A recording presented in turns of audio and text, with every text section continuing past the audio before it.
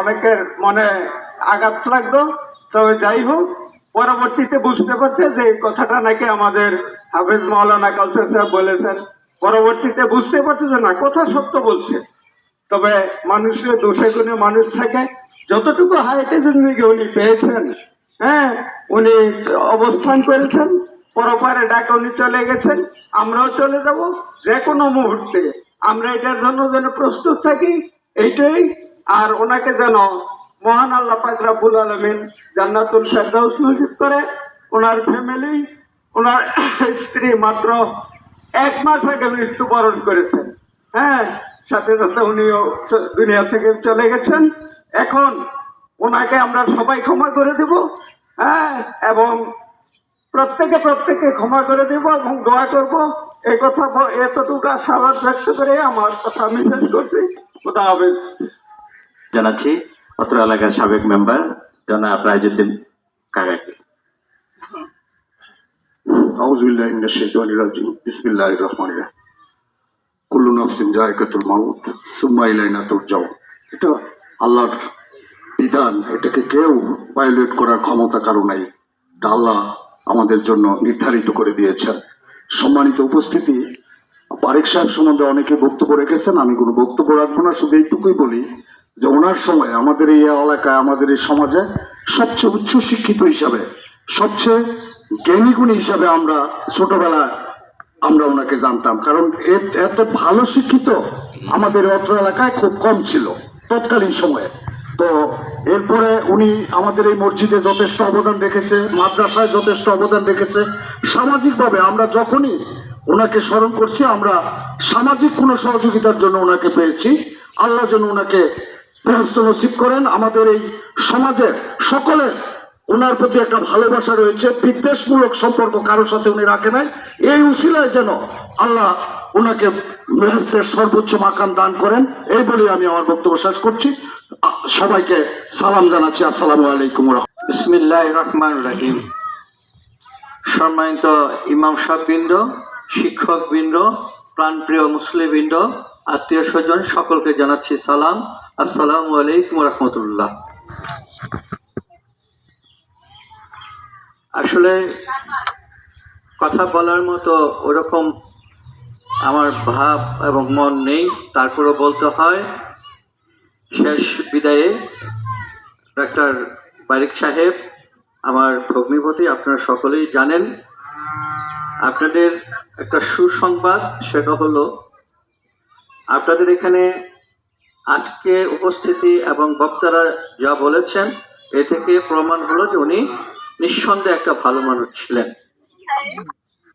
আজকে যখন আমাদের গ্রামে ওনার মৃত্যুর সংবাদ গিয়েছে, সবাই বলল, মুরব্বীরা বলল যে আমাদের দেশে, আমাদের এলাকায় এত ভদ্র, এত ভালো জামাই আর নেই। এটা হলো সুসংবাদ। উনি ভালো জামাই ছিল আমাদের এলাকায়, আপনাদের এলাকায় ছিল ভালো ছেলে। আল্লাহ যেন, মহান আল্লাহ যেন ওনাকে এই একটা উছিলা করে ওনাকে ব্যস্ত দান করে, আমরা সকলেই দোয়া করব।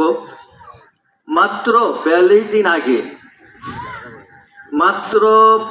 দিন আগে এই মাঠে আমার বোনের জানাজা হয়েছে। আজকে আমার দুলাবের জানাজায় আমরা উপস্থিত হয়েছি। আমি একটি কথা বলবো, যদি আপনাদের চলাফেরা করতে, তারপরও মানুষের ভুল হয়, যত ভালো মানুষের ভুল হতেই পারে, এমন কোনো ত্রুটি থাকে বা যদি আপনারা কেউ কোনো পাওনাদারা থাকে, সাথে সাথে বলবেন। ইনশাল্লাহ আমরা ওই পর্যায়ে, ওই দাঁড়ানো থেকে আমরা ইনশাল্লাহ ওনার ঋণ শোধ করে দেব। এটা আমার ভাগিনা আছে, আমার বড় ভাই আছেন, আমরা আমাদের পারিবারিকভাবে সাথে সাথে শোধ করে দেব। আর সবার কাছে দোয়া চাই। জানাজা পড়াবেন মরহুমের ভাগিনা, উনি একজন ইমাম সাহেব।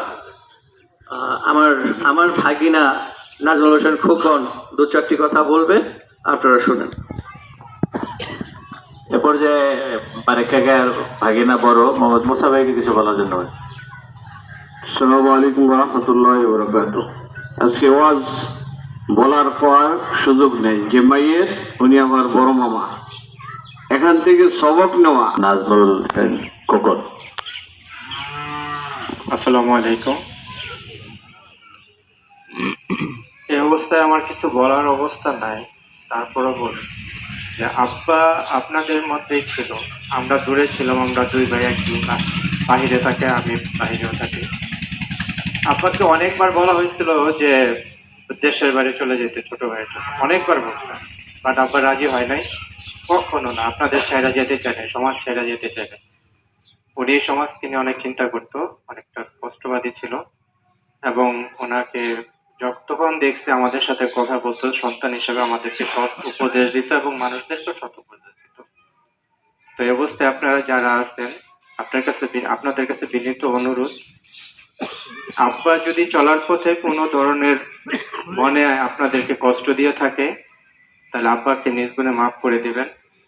আর যদি কোনো ধরনের কোনো পাওনা থাকে, আমার চাচাতো ভাই আছে 2 জন, রমজান ভাই, আপা ভাই, কিংবা আমার চাচারা আছে, আমি আছি, দয়া করে আমাদেরকে জানাবেন, আমরা ইনশাল্লাহ এটা পরিশোধ করব। আর আব্বাকে আপনারা অবশ্যই দোয়া করবেন। আর আপনারা জানেন যে গত 41 দিন আগে আমার মা মারা গেছে, এখানে আব্বা যেখানে আছেন এখানেই জানাজা হয়েছে। আমার মা বাবা 2 জনই চলে গেছেন। আমার মা বাবা 2 জনের জন্য দোয়া করবেন, আমাদের সবাইকে দোয়া করবেন যেন আমরা আব্বা মার দেখানো পথে চলতে পারি, সৎ পথে চলতে পারি, এবং আমাদের সমাজের উপকারে আমরা আসি এবং আপনাদের সাথে থাকতে পারি। সম্মানিত মুসল্লিবৃন্দ, আরো অনেকে কথা বলা ছিল, আসলে আমরা পারিনি বিদায় আন্তরিকভাবে দুঃখিত সীমাবদ্ধতার কারণে। এই মাসে